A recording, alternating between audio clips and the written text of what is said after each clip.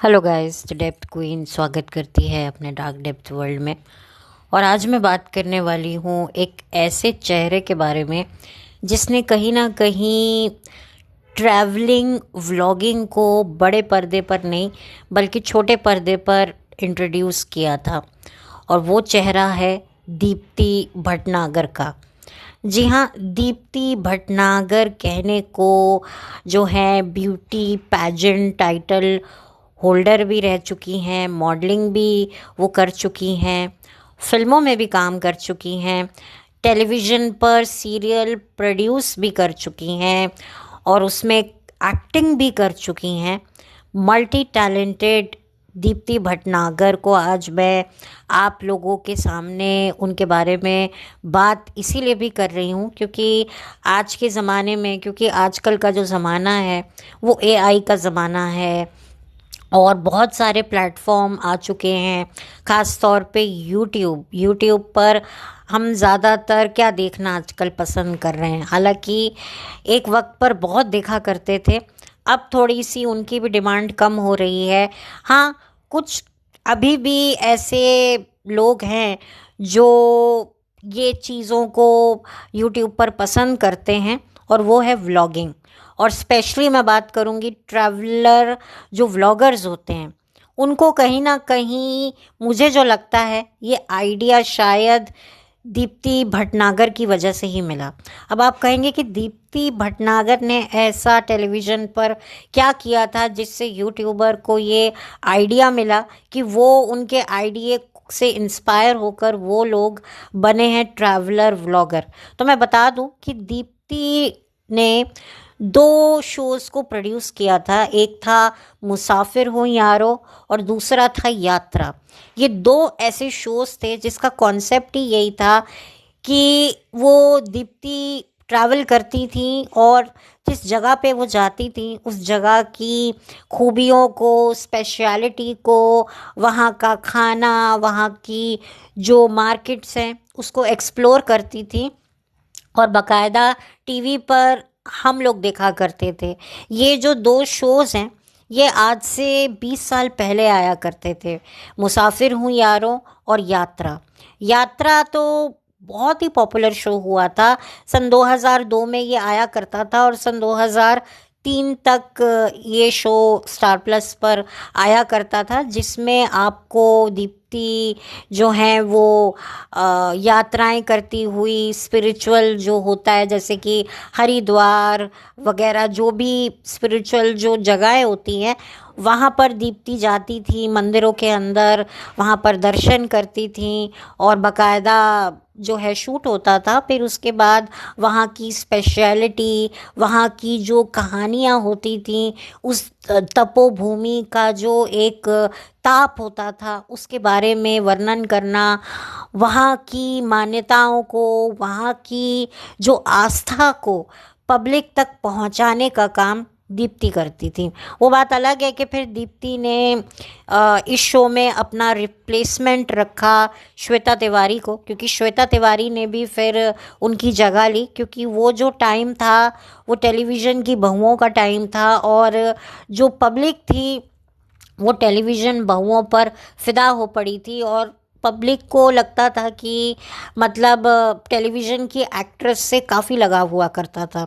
क्योंकि उस टाइम पर मुझे लगता है दीप्ति शायद प्रेग्नेंट रही होंगी, तो फिर वो ट्रैवल नहीं कर पा रही होंगी, इसीलिए श्वेता तिवारी ने उनको रिप्लेस किया था।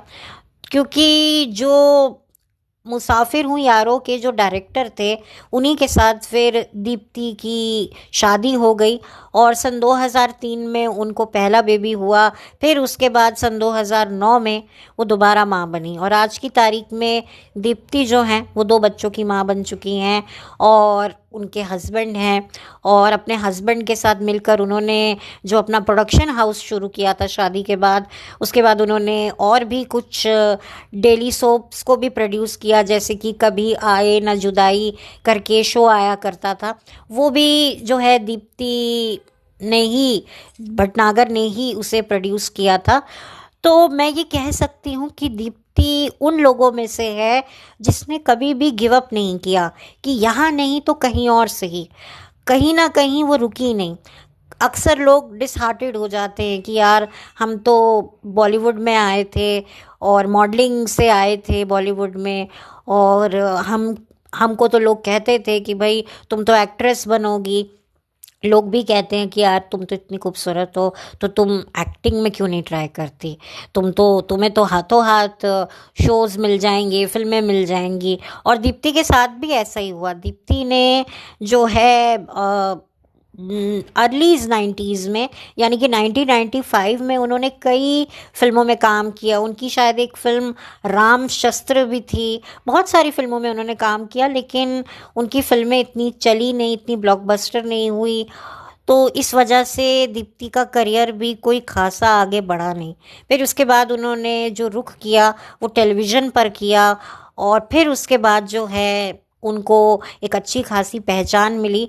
मैं आपको बता दूं कि दीप्ति के कनेक्शन धर्मेंद्र जी की फैमिली से भी रह चुके हैं, मतलब हैं ही। कुछ वायर वायर थ्रू उनके कनेक्शन बनते हैं। यहाँ तक कि जो अर्जुन बिजलानी हैं, उनकी जो पत्नी है नेहा, उनके साथ भी जो है दीप्ति के कनेक्शंस बनते हैं, फैमिली कनेक्शंस बनते हैं। तो ऐसा तो नहीं है कि दीप्ति कोई छोटी मोटी हस्ती हैं। दीप्ति काफ़ी ज़्यादा जो हैं वो खूबसूरत हैं, चार्मिंग हैं। अभी भी उनका इंस्टाग्राम अकाउंट आप देख सकते हैं। और जहाँ तक मुझे लगता है उनका यूट्यूब चैनल भी है, जिसमें अगेन ट्रैवलिंग व्लॉगिंग शायद वो करती हैं। तो एक तरीके से मैं सोचती हूँ कि आज से 20 साल पहले जो चीज़ें हम टेलीविज़न पे देखा करते थे, आज वो चीज़ें हम यूट्यूब पे देखते हैं। जैसे कि व्लॉगर्स जाते हैं, कोई दुबई जा रहा है, कोई फ़ॉरेन जा रहा है, तो ये होटल है, यहाँ पर आप चेकिंग कर सकते हैं, ये टैक्सीज़ आप बुक कर सकते हैं, आपको यहाँ पर आना चाहिए शॉपिंग के लिए, ये सस्ती मार्केट है, ये खाना है, यहाँ पर ये चीज़ स्पेशल है, ये यहाँ का स्पिरिचुअल होली प्लेस है। तो ये सारी बातें जो व्लॉगर्स हमें बताते हैं, वो 20 साल पहले, आज से 20 साल पहले दीप्ति भटनागर हमें बताया करती थी।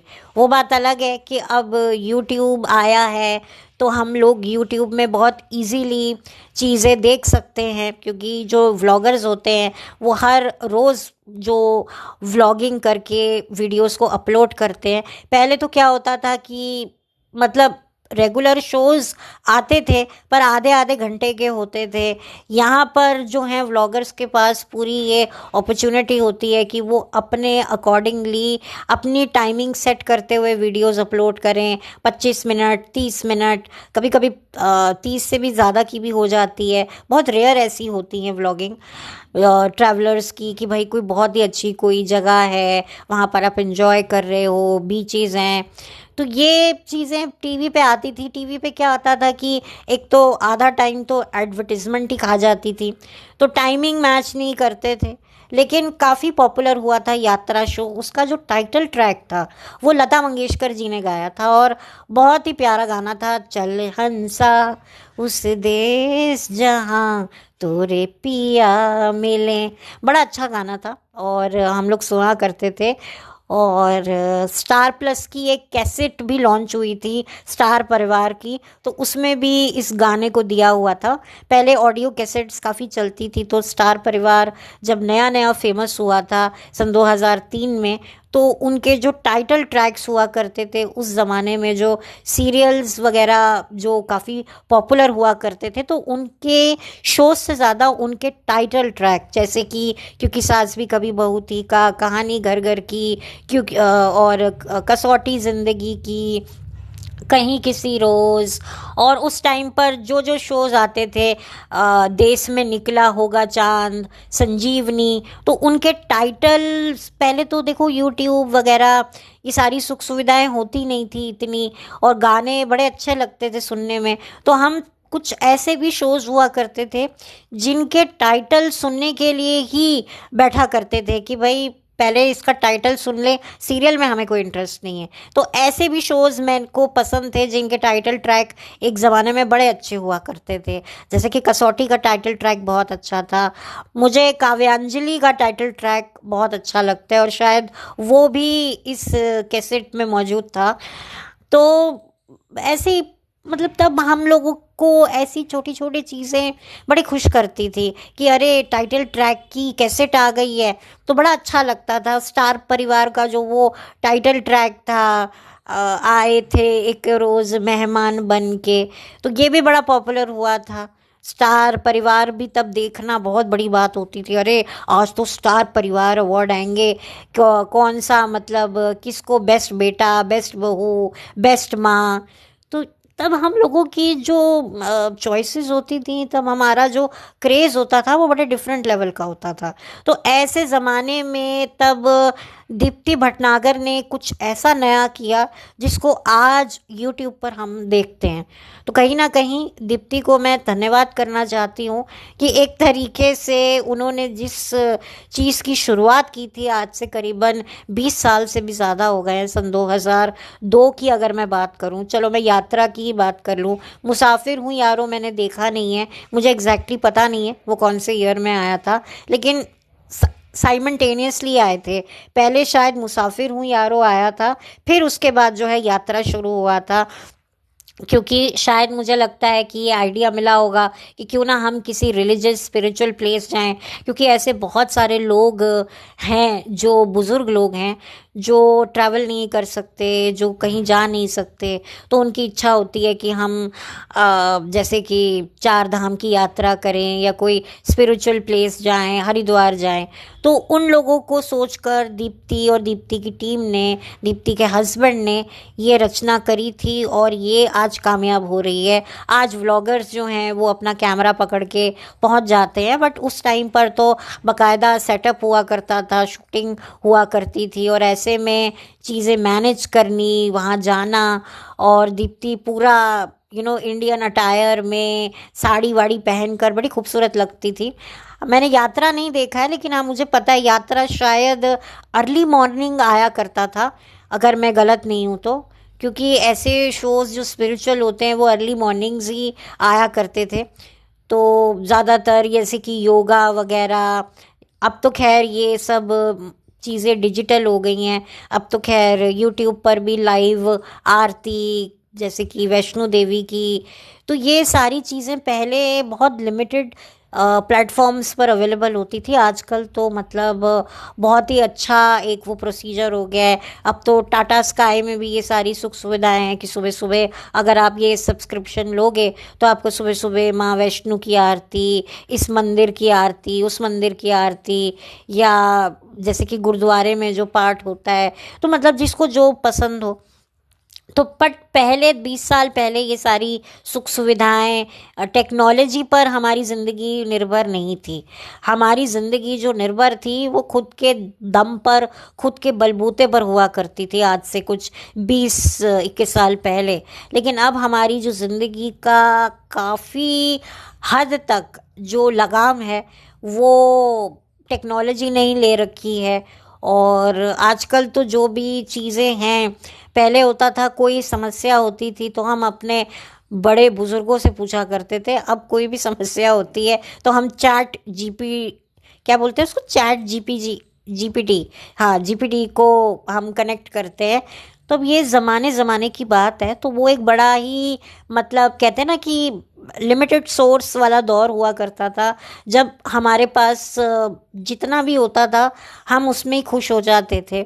और आज हमारे पास सब कुछ है पर फिर भी हमारे अंदर सेटिस्फेक्शन नहीं है, तो ये हमारी कमज़ोरी है।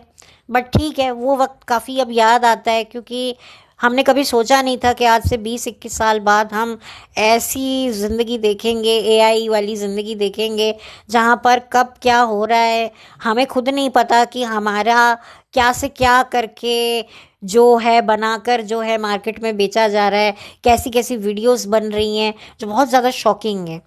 तो खैर, मैं अगेन दीप्ति को धन्यवाद करना चाहती हूँ, जिन्होंने ऐसी रचना रची और उस रचना को अब यूट्यूबर्स जो हैं वो फॉलो करते हैं, व्लॉगर्स फॉलो करते हैं। तो मैंने सोचा कि उनको क्यों ना मैं आप अपने चैनल के द्वारा उनकी विशेषताओं के बारे में मैं आप लोगों को परिचय करवाऊं, कि ये वो चेहरा था जिसने व्लॉगिंग को एक अलग नाम दिया था, एक शो का नाम देकर जो है टेलीविज़न पर ऑन एयर करवाया था।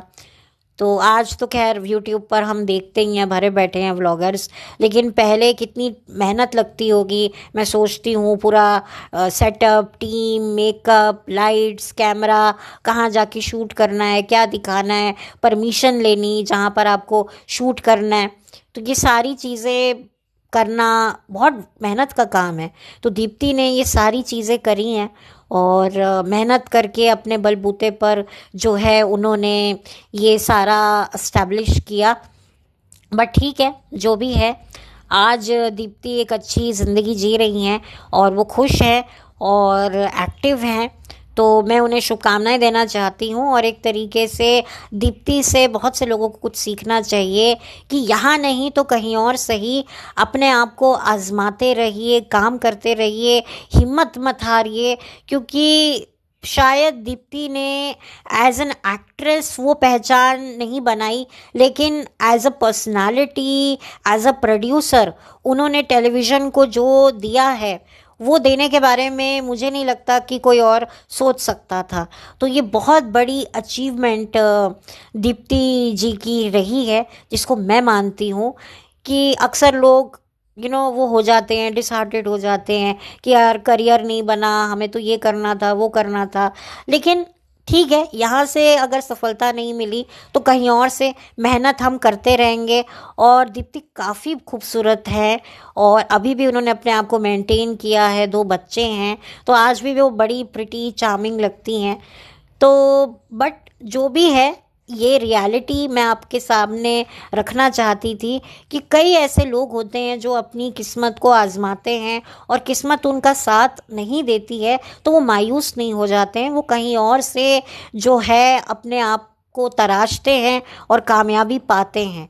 तो मेरा दीप्ति के बारे में बात करने का एक ये भी रीज़न था कि दीप्ति की जो जर्नी है वो काफ़ी इंस्पायरिंग है। ठीक है, बैक स्टोरी दीप्ति कैसी हैं, कैसी लाइफ है उनकी, क्या क्या अप्स एंड डाउन्स रहे, क्या क्या उनकी ज़िंदगी में मोड़ रहे, जैसा सोशल मीडिया पे दिखता है वैसा एग्जैक्टली होता नहीं है, मैं ये भी मानती हूँ, मैं इस बात को भी डिनाई नहीं करती। लेकिन जितना भी मैंने देखा है, जितना भी मैंने उनको बाहर से, जितना भी सोशल मीडिया पे उनके बारे में अवेलेबल है, मैं उस पूरे सिनेरियो को कवर करते हुए बात कर रही हूँ। बाकी जो एक डार्क लाइफ होती है सेलिब्रिटीज़ की, वो होती है, मैं उसको भी डिनाई नहीं कर सकती। लेकिन जो बाहर से मैंने देखा है, जाना है, वो मैं उसके ऊपर बात कर रही हूँ। क्योंकि हर सिक्के के 2 पहलू होते हैं, तो जो पहलू मुझे नहीं दिख रहा है मैं उसके बारे में भी बात क्या करूं। तो जो दिख रहा है उसके बारे में तो मैं बात कर सकती हूँ। तो दीप्ति की जर्नी काफ़ी इंस्पायरिंग है और बस मैं उन्हें शुभकामनाएं देना चाहूँगी कि वो अपनी ज़िंदगी में खुश रहें। और काफ़ी स्पिरिचुअल है वो, काफ़ी पॉजिटिव है वो, उनके जो पोस्ट है सोशल मीडिया पर वो काफ़ी पॉजिटिव उनकी पर्सनालिटी को दर्शाते हैं। और ये बहुत अच्छी बात है कि इंसान जो है वो भटका नहीं, वो अटका नहीं, वो लटका नहीं, बल्कि आगे बढ़ता रहा, चलता रहा और कुछ ना कुछ उसने अपने लिए खोज ही लिया। तो इसीलिए कहते हैं ना, इंसान की खोज मरते दम तक चलते रहनी चाहिए, चाहे वो सत्य की खोज हो, चाहे वो अध्यात्म की खोज हो। किसी ना किसी खोज में अगर वो लगा रहेगा तो आगे बढ़ता रहेगा। क्योंकि कुछ भी उसके पास नहीं रहेगा तो वो एक जगह स्टक हो जाएगा। और कहते हैं ना, खाली दिमाग शैतान का घर होता है, तो ये भी बात होती है। तो कुछ ना कुछ करते रहना चाहिए, कुछ ना कुछ करते रहोगे तो आगे बढ़ते रहोगे। नहीं तो ज़िंदगी में बहुत लोग हैं आपको नेगेटिव बोलने के लिए, आपके आपके दिमाग को परेशान करने के लिए, आपका इमोशनल एक्सीडेंट करने के लिए। जैसे सड़क पे आप गाड़ी निकालते हो तो कितनी गाड़ियाँ आती जाती हैं, तो आपको अपनी गाड़ी को बचाना होता है। ऐसे ही आपको अपनी मेंटल हेल्थ को भी बचाना होता है ऐसे नेगेटिव लोगों से। तो वो आप तभी उनको इग्नोर कर सकते हो जब आप अपनी खुद की ज़िंदगी में अपने आप को व्यस्त रख सकते हो। तो व्यस्त रहना भी बहुत ज़रूरी है। लोगों को लगता है ना कि अरे हमें तो वेला बैठना बड़ा अच्छा लगता है। मैं आपको बताती हूँ, वेला बैठना आप कुछ टाइम के लिए आपको अच्छा लगेगा, लेकिन उसके बाद आप क्या करोगे? ज़्यादा से ज़्यादा आजकल तो कोई वेला बैठता ही नहीं है, हर कोई मोबाइल लेकर बैठता है। और मोबाइल देखना मतलब रील्स देखते रहना और फिर अपने आप को ऐसी माया नगरी, माया जादू नगरी में और घुसाते रहना। जैसे वो भंवर होता है ना, पानी में बनता है तो इंसान गोल गोल करते करते पानी के अंदर चला जाता है। तो ये सोशल मीडिया, ये रील्स भी एक भंवर की तरह है। एक बार आप घुसते हो तो घुसते घुसते घुसते घुसते ऐसे घुस जाते हो कि आपकी पूरी एनर्जी ही चूस लेती है ये रील्स।